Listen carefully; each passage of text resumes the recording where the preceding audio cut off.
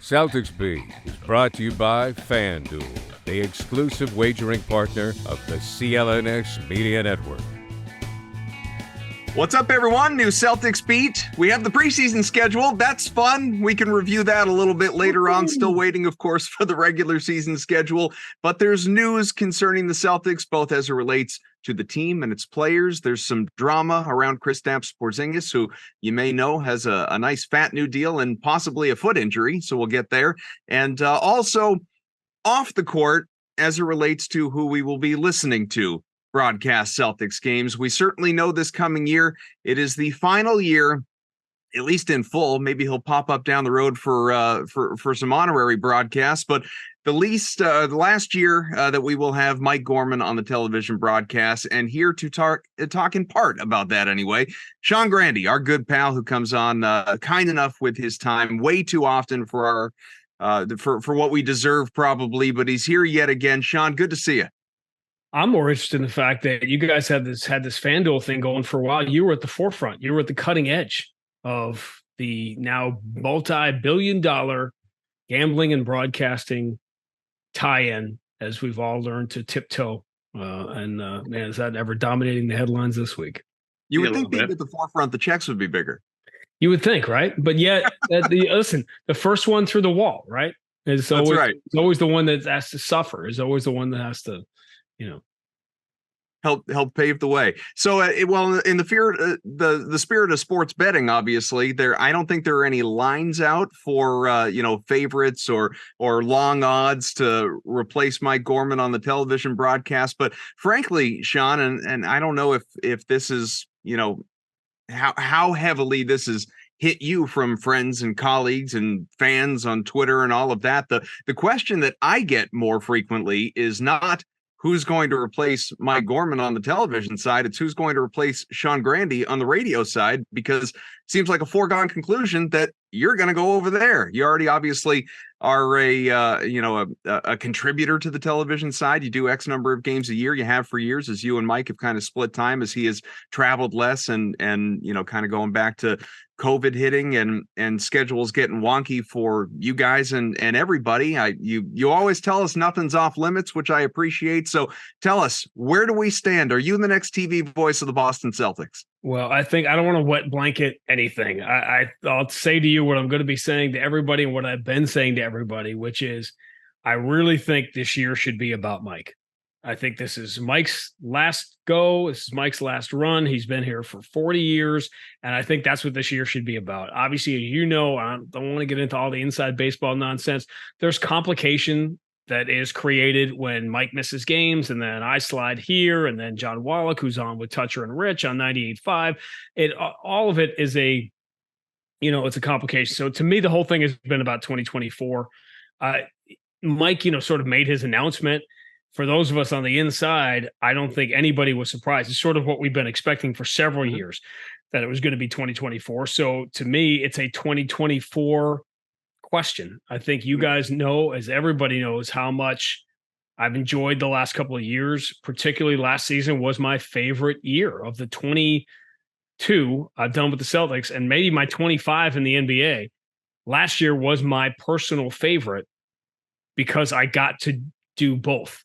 I got to work on both sides, and I got to be with Scal and with Eddie House and with Abby and with Paul Lucy and Jim Edmonds, who are two names behind the scenes who you don't know, but they've affected your life as Celtic fans far more than you realize, because they've been the producer and director of the television side for a quarter century. And then I was able to slide over and keep the thing going with Max, as you and I, the three of us have discussed. What made last year kind of fun was Max and I were a little fresher together because we weren't doing all 82. So I do a couple of games on TV and then come back, and it was a little more special. Plus, again, as we've discussed, the other side of this is NBA television. You're not doing the best games in the regular season, and you're not doing the playoffs.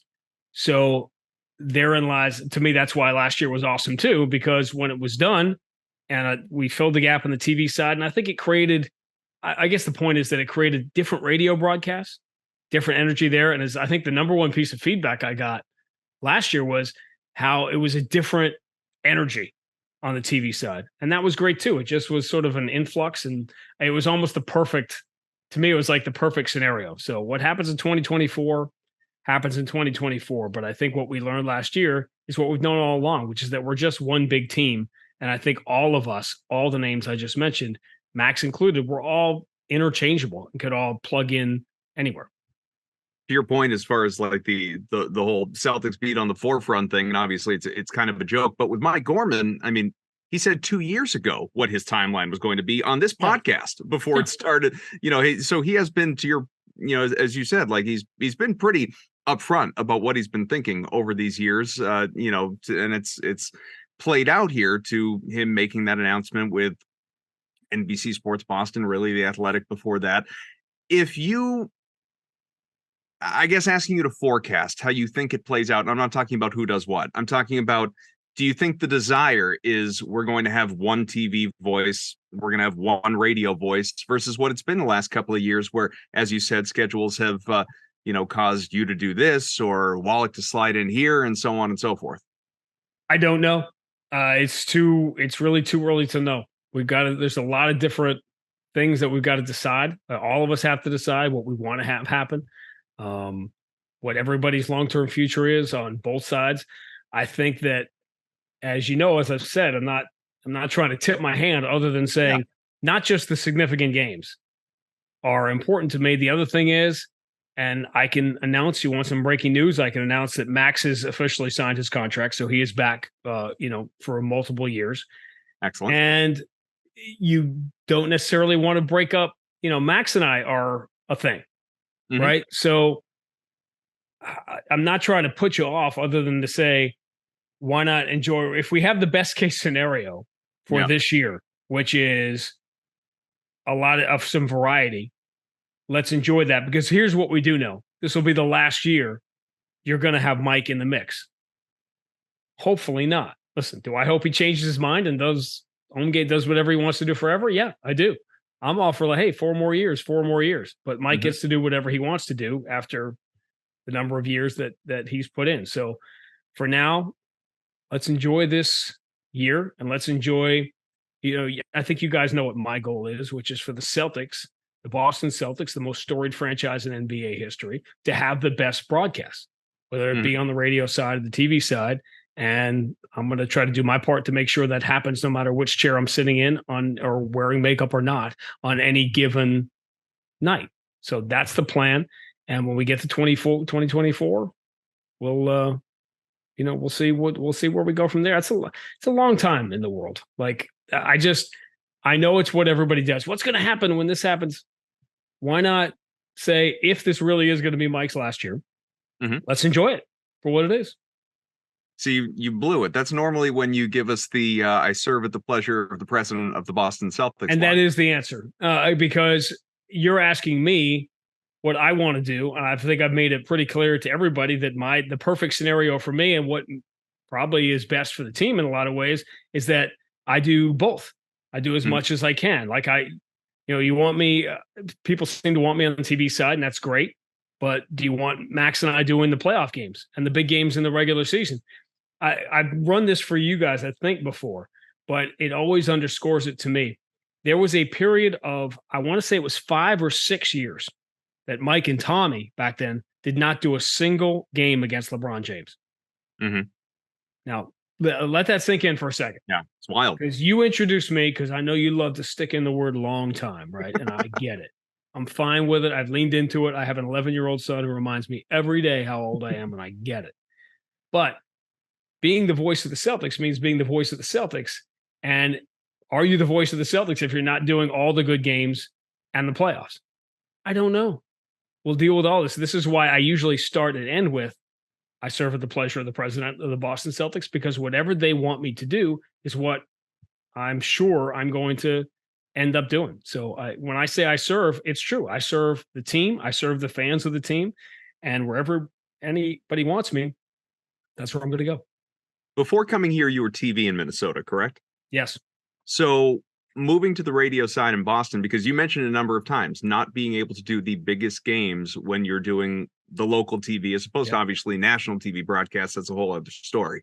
But if you are the team's voice, is that something that just you in your mind and in your career, is that something that gives you pause going forward, saying, okay, I mean, yeah, it used to be TV and you still do plenty of TV, whether it's filling in for Mike on the TV side or obviously the MMA, and you've called TV, across sports. You're a veteran of TV, but doing radio in Boston as long as you have, is that something that makes you say, man, this is actually more fun than I expected it to be?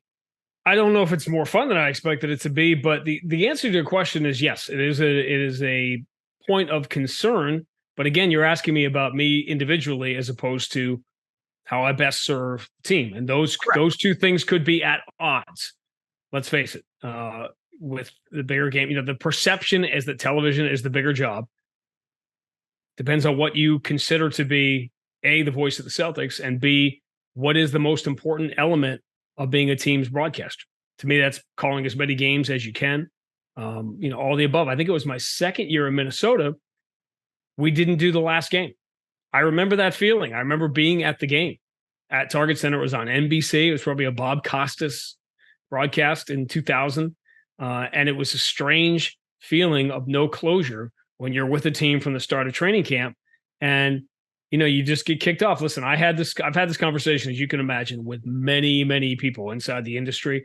And maybe the most interesting one was Gary Cohen of the Mets, who had this exact same decision to make a few years ago when he went from radio to TV, and suddenly you're not doing the postseason. And again, it's perception, reality. Does 30-year, when it comes to doing TV or radio, does 30-year-old Grande and 50-year-old Grande have two different answers to that? Probably. Again, it isn't. Of course, it's been there, done that with all this stuff. If you're me, you just want to do as much as you can and have the variety. And it was, as I told you, not only was it fun doing a game with Scal and Abby one night on television, and then doing a game with Max on radio the next night. That's not easy. That's two very different jobs. If you know those guys, and the way they approach their jobs and the way they cover the league and the way they handle it and the approach they come from, plus the format that you're calling play-by-play. I love the challenge of that. That was, it was complicated. It was challenging in a job that, when you've been doing it for a long time, Max and I have our thing. We can show up and do what we do together. So there's a lot of different elements. Again, you're asking me individually, and if it sounds like I'm hemming and hawing, it's because, again, I serve the fans and the team, and whatever makes the most sense is going to make the most sense. But I just hate the idea of the conversation about 2024 coming in front of, hey, Mike's been doing this for 43 years. 43? That sounds right to me. 81, I think, was the first year. And again, Mike only did the first 20 years. Mike was just doing the home games on. It's funny, that's kind of come full circle, but he had different, iterations of this job in his time as well. So I just don't want 2024 to overcome this coming season, when for the people that love Mike Gorman, let's lean into it and enjoy the time we have. We were talking before we came on too, and you had mentioned that obviously there are some similarities in specific calls. People think got it. They think of Mike. They think of you. They think and so you would mention that there's been a years long process of discovery to finally find out kind of how that all happened and how you guys overlapped a little bit. I remember this is a conversation of many, like, I don't want to say 1,000 pregame dinners with Mike, right? Like in media rooms around the NBA, but it feels like that after all those years. Tommy tended to dominate a lot of those conversations, which was awesome. But I remember when it first came up, because we both do use it. And what was interesting to me was I didn't hear, because I mentioned Mike only did the games on cable. This is going to sound absolutely archaic, but when I was at BU in the early 90s, we didn't have cable. You didn't have cable. I know it's college students didn't have cable TV. Oh my God, that's so primitive. Yeah, well, there was no Starbucks either, right? When we were in college. So there was no cable TV. I didn't hear Mike until like mid 90s, like after I'm out of school. And I had already been doing basketball games at that point and had already been used, not like used it every time, but got it to me, it has consonants. I don't want to get too far down this 500 level play-by-play class. It has consonants in it, so it's a stronger thing. There's always a big debate about in hockey, do you say score or a goal? Because it is a goal. A goal is actually what's happened. I never liked that because shot and a goal is coming down to me. The cadence comes down where you want to say shot, score, and it gets higher and loud. It's a different sound to it. And I think it draws people's attention, particularly on radio, even though it is a goal. So you can have these kind of debates. The got it thing was interesting. And so I couldn't figure out, why was I saying got it when I never heard, Mike will tell you that he talked to Johnny Most about that when he came up with it, or I don't remember Mike's origin story for got it, but that Johnny Most told him, yeah, you should use that because nobody else does. And the funny thing was, I was using it before I heard Mike. And I finally, I don't know why, I think I was maybe watching his show one day, and it occurred to me as a college kid of the early 90s, high school, college kid, you're watching SportsCenter all the time. Who was the number one guy on SportsCenter, late 80s, early 90s? Dan Patrick. Dan Patrick, when he would do highlights and would narrate home runs, what'd he say? Got it. Was it got it? It was a got it.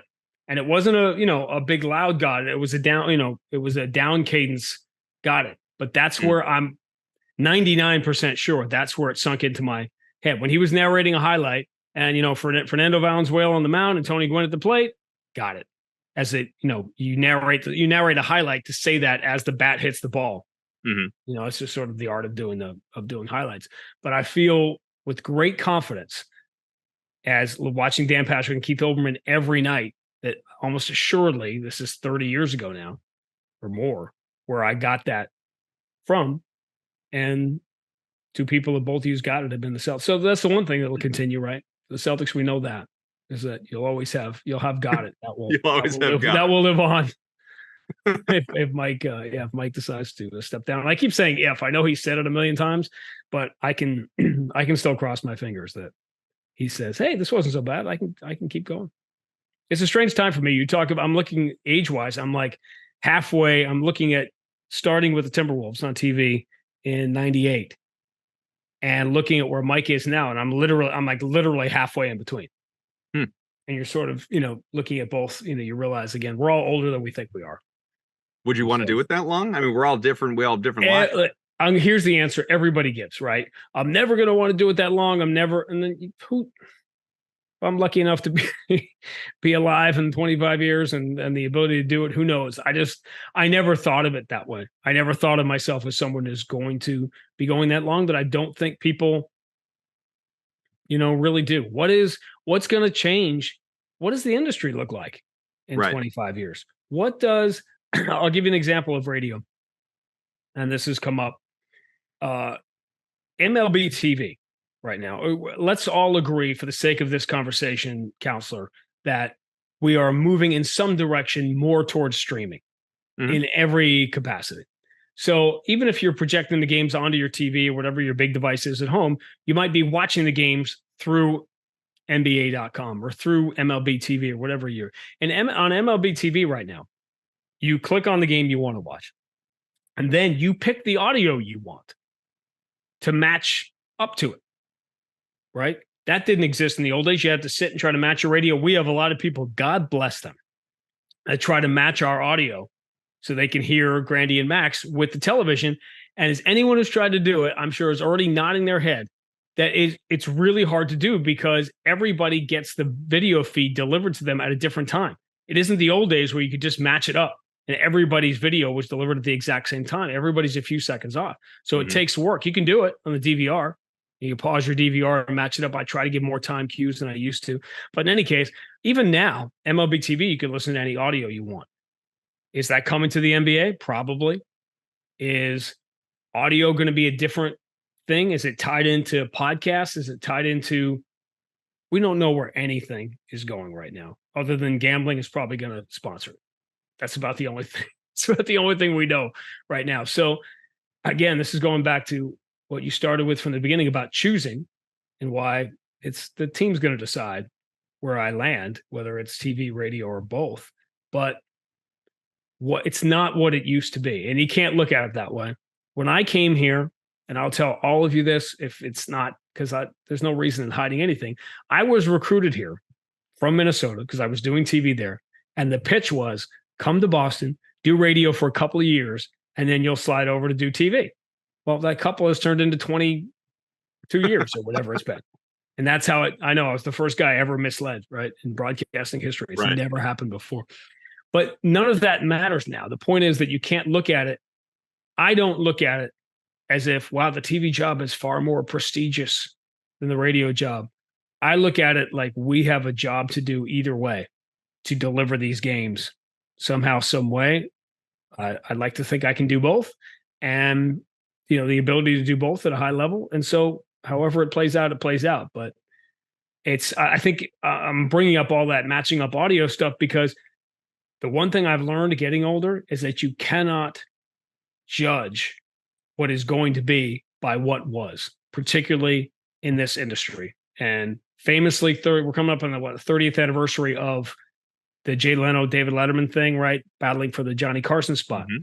And if you know the history of that, and I've studied it, the seminal moment is when David Letterman gets this terrible offer after Leno already has the job. They give Letterman this terrible offer to take over the job like a year and a half later. And he's so obsessed with hosting the Tonight Show that he almost takes it, as bad a deal as it was. And I think Peter LaSalle, who was Johnny Carson's longtime producer, says to him, what are you doing? He goes, I want that show. I want that. What show? Because that Johnny Carson Tonight Show is gone. So you got to look to what is ahead and not what was behind. And does that mean, no, I'm not going to go do TV full time in a year? No, it doesn't mean that. Whatever, if that works out to be the best thing for the team, then I'm going to do it. But I think we can't look as linear as, well, this job is better than this job or better than this job or whatever.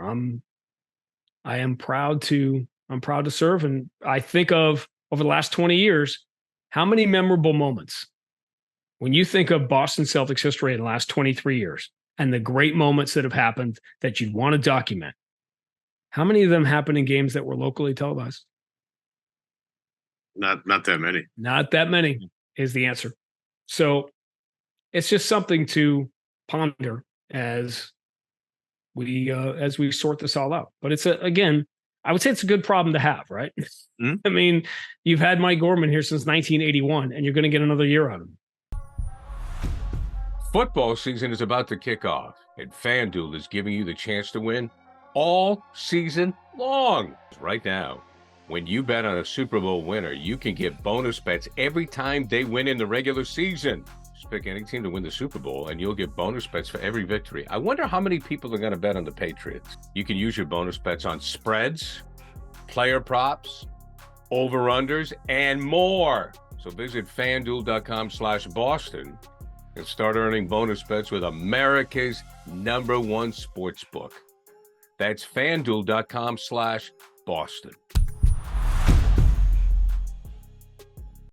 And Max has just re-signed. And obviously, I have no reason to expect that I'm not going to be here doing one or both or the other or however that plays out. We have Abby here. We have Scal here.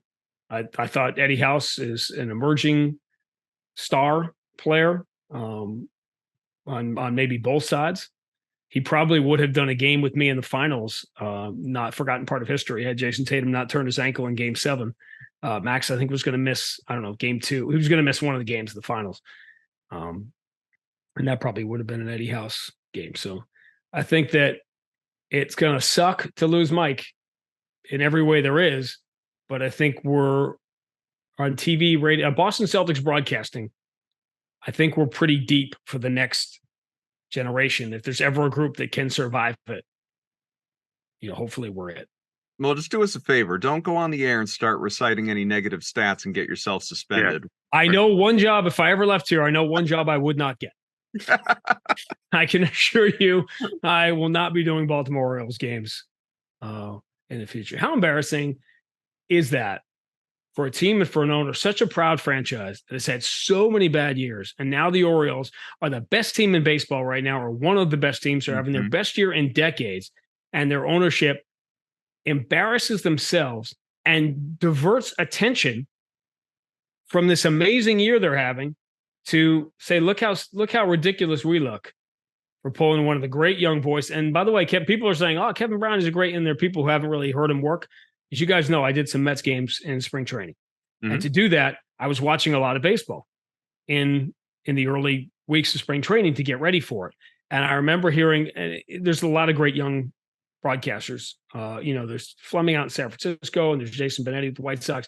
And I heard Kevin Brown do a game. I don't know if it was ESPN or an Orioles game. It doesn't matter. And I said, I better step my game up because, again, talking about how fast we get old, I was the young guy who was the next big thing. And now there's some serious high level, 30-year-old younger guys out there. And Kevin Brown was absolutely one of them. So and now time goes by, right? And hopefully Kevin Brown will be remembered for something else. But now you've tagged him with this for no reason. This is going to be what a lot of people think of when they see him or hear him, and he never, ever should have had to go through it. Oh, but isn't this, I mean, I think of this. I know you do. You're going to say, well, it makes him bigger, but it also, people are going to remember, why do I know that? In his career. And maybe I was going to say maybe it helps him, but my point is he's a great young broadcaster, should be on the fast track anyway. So, sure. But now he's tagged with this. I think I'm putting myself in that spot 20 years ago that I would have been really upset if somebody had tagged me with that, that fans chant. That's not, I can assure you, we all have enormous egos. Okay. I get that. But that doesn't mean we want people chanting our name. If I'm Kevin Brown, I don't want Orioles fans chanting free Kevin Brown. It should be his ringtone. Well, again, right. Any publicity is bad, publicity. Yeah. So when Don Orsillo left the Red Sox and the players came out of the dugout, at the end, that's different. Sure. As far as being part of the story. But this is not the way you want to be part of the story. And it's you could say maybe it's going to help him. Maybe it will because people know the name, but I'm just speaking from myself. This is not why I would want to be known. And it makes me grateful to Timberwolves. It was only 3 years, but for the last 22 years here in Boston that I have been trusted with my voice and my opinions. And you guys know, by the way, this is another conversation about TV and radio. Max and I are pretty outspoken about things that don't get discussed in other outlets, but we do it in a way we just don't insult anybody. And that's what the Orioles are asking their broadcasters clearly to do. And by the way, this is not an isolated incident. John Miller, Gary Thorne, is a great broadcaster, has been essentially run out of Baltimore. Why? Because they wanted to do their job. You cannot insult your fans or the customers. You cannot insult them by pretending things don't exist. When we did the first preseason game last year, see how I'm segueing to the preseason schedule being released today? That's how desperate we are for the preseason schedule's out. Oh my God. A year ago, we did the first preseason game. It was also a Sunday game in Boston. And I refused. I'm not going to go on the air and say, and timeout taken by Joe Mazzulla with not acknowledging what had just happened a week earlier. So Max and I, we did a 10-minute bit. It lives online because you cannot insult fans that way. We're kind of all in this together. That's where you have no credibility. If Kevin Brown says, boy, the Orioles are back here in Tampa where they've had unbelievable success. Remember that one game they won here 5 years ago? That was great. The story, and by the way, I know I'm ranting about this. It was actually a positive story that the Orioles had gotten crushed here in Tampa, but now look at what's happened. So I don't get it. I thought it was just awful for Kevin. And I thought it was just terrible. I felt bad for the fans of the Orioles who should be enjoying every second of a year like this, which, again, in Boston, we've gotten used to it. But for most teams in most major league sports, a year like that is once in a generation. And for a week, no one's talking about it. Have you and KB, your buddies, have you reached out? No, I have not. I am happy for Kev, and just everybody seems to be throwing love Kevin's way. I mean, I've known him since we worked together in college, and when I saw the headline, I was like, "There's absolutely no way Kevin Brown said anything that would get him suspended from television. Like, there's just no way." But I was like, I got to find out whatever this is. I gotta hear it. I gotta dissect it. I gotta listen to it. And I just was like, yeah, it sounds about right for Kevin Brown. And the one thing I liked was, speaking of SNY, Gary Cohen did a little, couple of minutes on it. and Sean, you touched on it. You owe your fans the truth, right? You owe it to them. Now, will you dress it up a little bit sometimes to when a guy's having a bad season and you got to talk about it? It's just been a rough go for Alex Verdugo. It's just been kind of a rough patch. Although last night, nice job coming in clutch last night.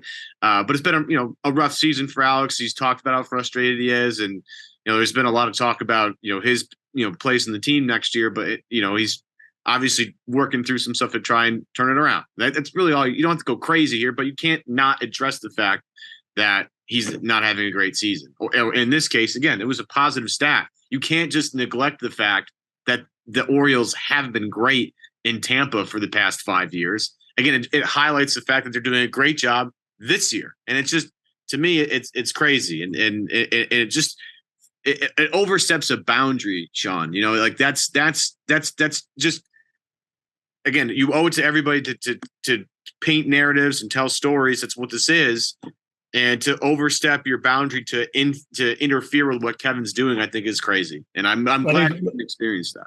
Let me phrase it like this, because this has become a broadcasting clinic anyway. The way I phrase it now is that you have to be bilingual, because the other 21 hours of the day, you are besieged with largely negative, often over the top, talking head conversation. And I'm not tearing that stuff down, because that stuff makes money. So I get it. But fans are hearing it, and they are deluged with it for 21 hours of the day. The trick is to understand what they have been hearing. You guys know there was a broadcast host who has now gone to another station, who was on directly before the Celtics games for several years on the current flagship station. Mm-hmm. Oftentimes, a Celtics game would begin seconds after a rant for the ages about how horrific the state of the Boston Celtics was. Now, you have to find the line. You have to know that your audience has been hearing that all day. So if you come out and say everything is sunny and happy and nothing to see here, please disperse, you sound like an idiot. If you continue some absurd rant about some nonsense, you also sound ridiculous. So it's called credibility. And that is the fact that fans, you guys know when Max and I come on the air, we're going to tell you the truth. Now, dressing it up is a way to phrase it.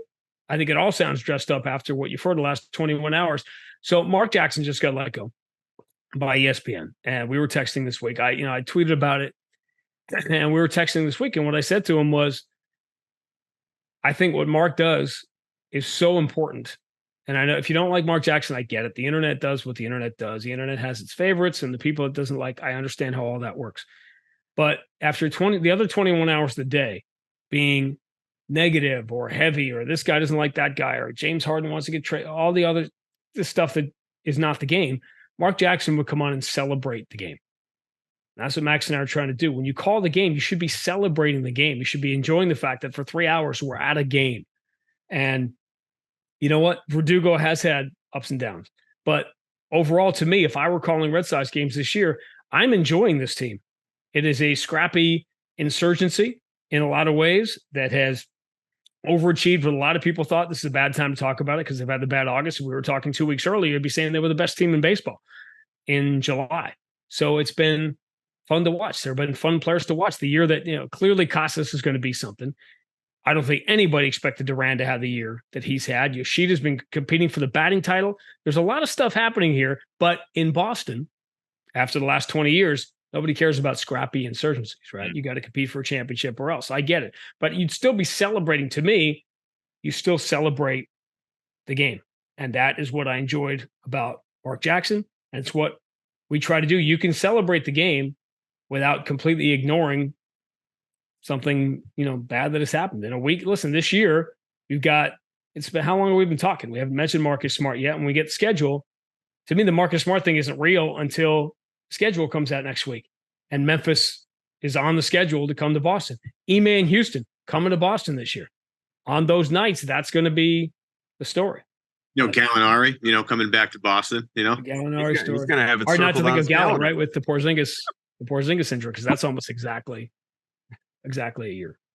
But hopefully Gallo doesn't get a tribute video. It'd just be him really well dressed walking into the arena. It really is. By the way, I mean, if you guys knew, I know you, to some degree, if you knew how much he just wanted to be a Boston Celtic, how much it mattered to him, it's really awful. Up a fan, Larry Bird, all of that. Terrible. It's bad luck the way it worked out on every level. But that's a shame that I know it's his birthday a couple of days ago. I know that because he wears the number 8. It's one of the best NBA nonsense trivia. He wears the number 8. Gallo does because he was born on August 8th, 1988. So he was born 8/8/88, which is why he wears the number 8. But yeah, this is what you talk about when the NBA doesn't release a schedule, and it's been 2 months since we had a game. You alluded to it, and we won't go into detail breaking this down, but the preseason schedule is out. It begins October 8th. Well, let's break it down. Let's break down the matchups. Let's break down because there's a back-to-back on there. And if the Celtics and back-to-backs are going to look shaky in the regular season, what do you think a back-to-back is going to look like in the preseason? Champagne's going to start probably. So the 8th of October against Philadelphia. That's at home at the TD Garden. And then there's that back-to-back against New York at the other Garden in New York. And then games on the 11th, again, Philadelphia, Wells Fargo, October 17th, again against the Knicks, this one in Boston, and October 19th in Charlotte at the Spectrum Center where Michael Jordan will no longer hang out. But we've touched on it a couple of times. Let's actually talk about it. Is Kristaps Porzingis going to be available for any of these games? What do you make of these overseas reports of this foot injury, especially in the wake of what happened with Gallinari last year? Get used to it. This has been the Porzingis. This is the deal. You know what you're going to get. This has not been an 82 game guy. And that's part of why the Celtics have to be as deep as they are, because there are guys on this roster who are not going to be 82 game. I mean, everybody's not Derek White, right? And even Derek White's going to miss games this year. People are like, what do you mean Derek White's not playing? He's played 100 and something, games in a row. And that's sort of the way of it. I think what we have learned, for better or worse, over the last couple of years, that you have to manage your way through the regular season to get your team healthy for the playoffs. I think this is a subset of a different podcast, but I am becoming increasingly concerned about, we just are coming off the least effectual regular season probably in NBA history, as far as the NBA was the most predictable sport as far as the regular season determining what was going to happen in the playoffs, are giving you a good idea. We had less of that this year than in any of the 25 I was in the league, because of the load management thing and all of the other, the elements that combine. I think it's dangerous. I don't think the NBA can ask for $600 billion in television rights and then have guys constantly sitting out. So I think it's a problem. It's one of the reasons that Scal and I separately, and then together when we're together, have been campaigning so hard for the totals versus averages, because I think we have to change the way people think about player availability. That became a great example. The Embiid Jokic MVP debate was one example of how things just got absurdly nasty outside in the other 21 hours of the day for no reason whatsoever, which was absurd. And then the whole people taking the scoring title thing so personally this year, when Jason Tatum led the league in scoring, Joel Embiid led the league in scoring per game, and Giannis led the league in scoring per minute. And it was like, hey, choose whichever one you like, choose. That can be your scoring champion. And people would lose their mind about that. People just want to get irrationally angry. But I think there is a point here that we as a league have to be aware of, about sort of the cheapening of the regular season. And this is just me, because I'm a play-by-play geek. To me, game 12, which I'd love to tell you, was at Toronto on November 14th, but I can't because the schedule is not out. I can tell you where the Red Sox are playing next September, but we don't. I laugh because in the NBA, we're literally are on the forefront of so many things in technology and organization and whatever. And yet every year it seems like the schedule comes out like 3 days before training camp. And it's funny to me that next year's baseball schedule is out always before the NBA schedule's out.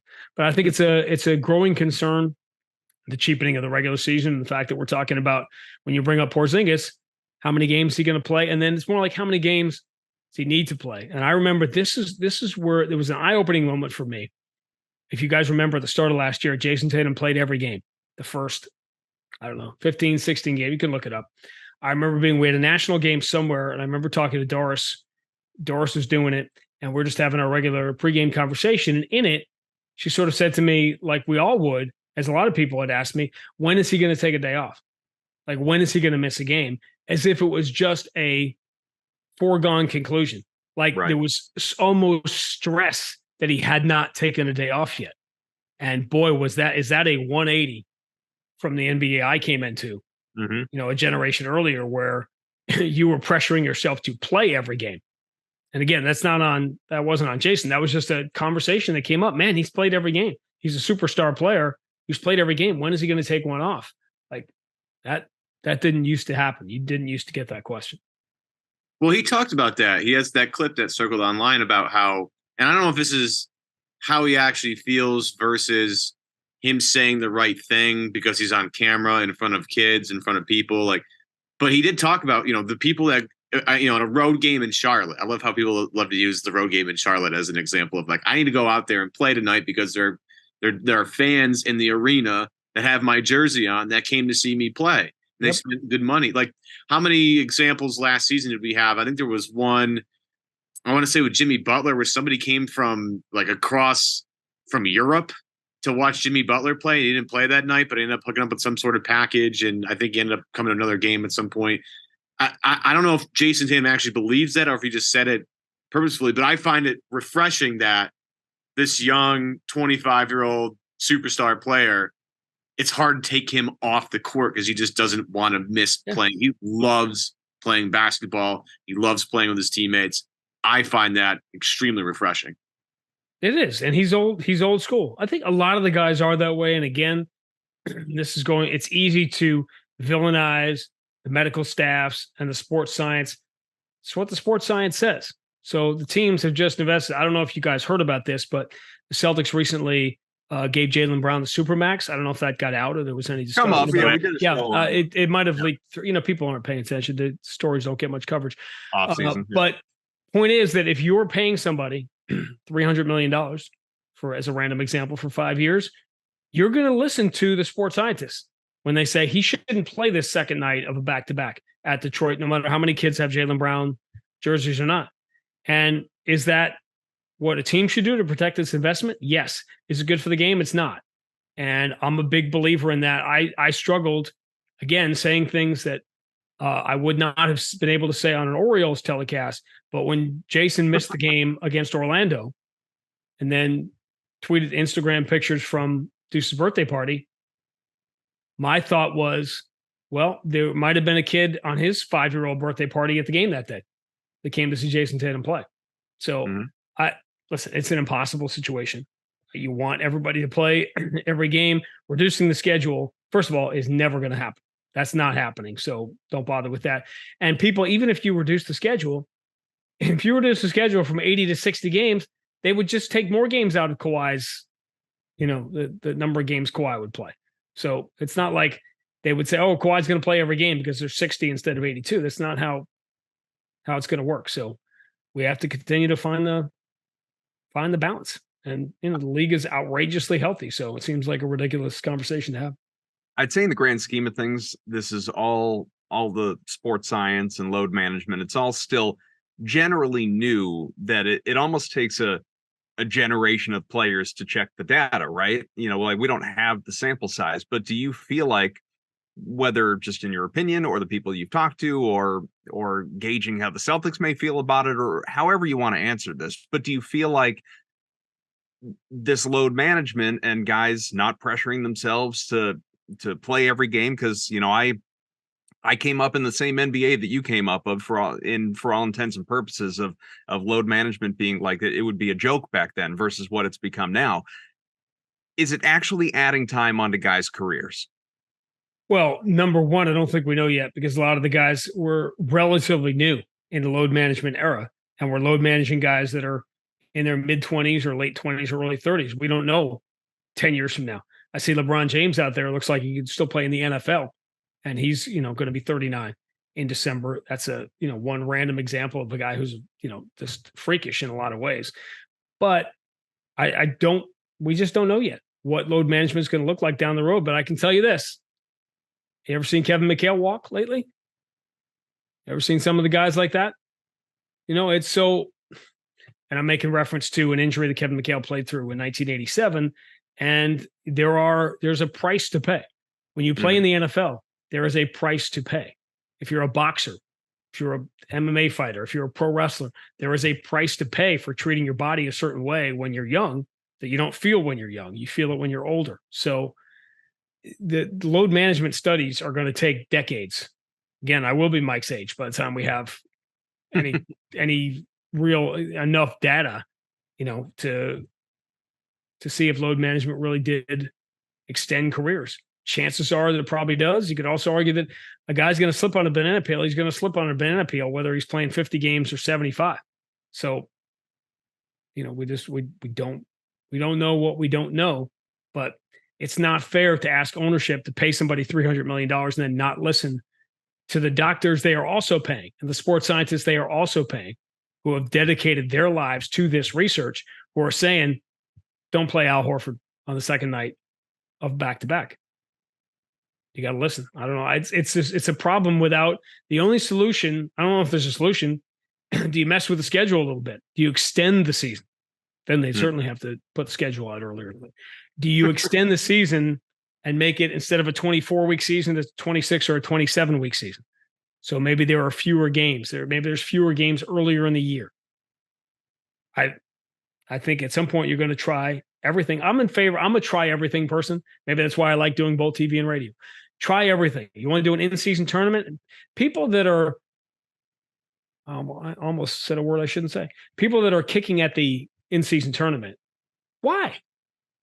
How does it adversely affect your life to try this in-season tournament? Maybe it'll be terrible and we won't do it anymore. Maybe it'll be great. Maybe it'll be fun. Try new stuff. The only one in the history of sports that I was against was, I think it was 40 years ago when they tried to do the game without broadcasters, the NFL game that they did. I think it was the Jets back in 1980. And luckily, thankfully for all of us who, need to feed our kids, that didn't work out. But you try everything, right? Like try everything and see what happens. So I'm in favor of, let's try extending the schedule. Let's try all these different things to get guys to play as many games as they can. And especially if that means changing averages to totals in the stats, so that maybe on these nights we're sitting guys for load management, maybe that's because you don't want them playing 35 minutes. Maybe they could play 15 minutes. They don't want to play 15 minutes because that affects their averages, and they're not going to they're not going to average 20 points a game if they're only playing 15 minutes 10 times a year. Well, so what? As I've said many times throughout the course of the last year, Aaron Judge did not break the Yankee record or lead the American League last year with 0.41 home runs per game. Right? I don't know how many home runs per game Hank Aaron or Barry Bonds hit. I don't know. I know the totals. I know the total body of work. And it's why, again, Jason Tatum led the league in scoring because he scored more points than anybody else last year. And that's how I have to start looking at things. And maybe that helps guys realize that you don't have to play 40 minutes. Play 10. And by the way, that creates a strategic. You get to a second night of a back-to-back and you're thinking, oh, maybe Jason Tatum's not playing. It's a back-to-back. And then all of a sudden he's there, but he's only playing in the second half. Or he's only playing in the first. There's a lot of different ways to think of things. As I said at the start, when you're thinking about TV and radio a certain way, change your thinking. Open your mind to maybe a different approach. And maybe there's a different approach to load management that involves guys playing every game or almost every game, but maybe playing 15 minutes one night instead of 35. There's just open your mind, I guess. NBA is really the only one that does it that way, isn't it? Funny about that. And I've been trying to figure out, nobody really has an answer. And it's just NBA. Right. There's no like home runs per game. There's no, hey, Wayne Gretzky scored 1.13 goals per game. And well, I mean, like the record. NFL, I guess, would be the closest to a hybrid because the rushing average, Yeah, we'll talk about passing yards per game, rushing yards per game, receiving yards per game, but ultimately the leaders are still defined by the totals. And by the way, colossally stupid, the way we've always looked at football stats about, hey, this team throws for 280 yards a game, so the number one passing team. No, they're behind. They're a bad team, so they throw the ball all the time. When I do football, when I'm doing a play-by-play game for football, in my charts, I keep all that stuff, but what I want to see is yards per rush, yards per pass, and yards per play. That is the story. That's what you're going for. Not, this team threw a lot. And back in the days when I was playing fantasy football, I always drafted Tony Romo every year because the Cowboys were terrible defensively. They would fall behind, and Tony Romo would throw for 330 yards a game because he had to throw. You're not the leading passing team in the NFL because you throw for 300 yards a game. How many yards per play? How effective are you? And you're probably not throwing. The good teams aren't throwing the ball because you're up by 2 touchdowns in the second half, so you're running it. But again, this is all. I come from a world in which the guy sitting next to me for 22 years once said, as Mike Budenholzer, the coach of the Atlanta Hawks, put a guy you don't remember named Pero Antich in the game in the final seconds, down by 3, this sort of innocuous big. And Max said, well, he's shooting 50% from 3. I said, Max, he's 1 for 2. I mean, there's stats and there's stats. You have to learn how. There's never been more information available. And I love it. One of the things that happens to me, I find it funny when people are like, oh, yeah, you're the stat guy. I love your stats on Twitter. It's the last thing I am. I love information. I can't call a game on Twitter. All I can do is share what essentially are TV graphics that I share on Twitter that I would use because it's how people are. If you are following on Twitter or whatever we're calling it these days and watching the game or listening to the game, I can tweet something that will be a supplement, be a television. I do love television graphics, even the ones that Kevin Brown reads. So you want people to be able to see the information and take it in. Sometimes it's relevant, sometimes it's not. That's not always for me to decide, but you're trying to use it. There's never been more information available, which means there's never been more bad information available. So again, all of these are just different ways to look at things and different ways to change your thinking. Have anything to add? No, we could save the Jason Tatum versus Devin Booker talk for another time. That took over. That was a great Barry Gibb. Remember the Barry Gibb show? Mm-hmm. Have anything you want to add? No. I'm like Lindsey Buckingham from. Yeah. Oh, we did time this week. Next week, gotcha. I'm not sure how many total minutes we've talked to Sean on this podcast, but I think we're in the vicinity of an hour. So we'll, which puts us right around 60. So we'll let him go with that. But let me say one last thing about this. The one thing I really appreciate, and it doesn't go lost, is again, Twitter is a place of essentially. I talk about a lot the "How's my driving" bumper sticker, right? Like because nobody in the world we live in on Twitter and the shows that I'm talking about the other 21 hours of the day. I use the example of the "How's my driving" bumper sticker because nobody in the history of "How's my driving" has ever picked up the phone and called that number and said, you know what? I just saw your guy back out of a loading dock through 2 lanes of traffic and he merged in perfectly with it. And I just wanted to call and tell you it was the best truck driving thing nobody's ever done that in the history of How's my driving. So therefore it's just a world of complaints and negativity. But the response I've gotten for, when I've slid over and done a TV has been overwhelming, and for Max and I in the playoff run, and I appreciate it, and it's why I remain loyal to all of you, to the fans, and to however this plays out, however we work it out, whatever's best for everybody, we're going to do it. And I do. It doesn't go unnoticed, and I do appreciate it when I slide over because, again, Mike has done this for 40 years. Mm-hmm. That's a delicate spot, right? To slide in and whoever ends up doing it, whether it's part-time or full-time, but however we end up doing it, that's a delicate spot. And then the natural reaction is to be negative and not accepting of the person that is going to be in that spot. So when I slide over and take it, and granted, I've got, all the years with Max and all the years with the organization, but it doesn't go unnoticed. And I appreciate how generous everybody's been in their comments, and I'm glad that it was as well received as it was. Once upon a time, I called him the longtime radio voice of the Celtics. You will notice earlier this show, I simply said the longtime voice of the Celtics. It's easier, right? Well, the man does both. He does both, and future is still to be determined, as it is, I guess, for all of us. But Sean, thanks so much for hopping on with us. We'll definitely bug you again as we get even a little bit closer to the season, and at some point, maybe we'll even know when the schedule, when it'll be out and when the first game will be played. So it'll be great. Sure, as long as you tell us the day before, so we can get there, we're good. For Evan Valenti, for Sean Grande, I am Adam Kaufman. This is Celtics Beat. Thanks for being with us. Rate, review, subscribe wherever you get your podcasts. We'll talk to you again next week. Sign up at FanDuel.com/Boston and make every moment more on America's #1 sportsbook.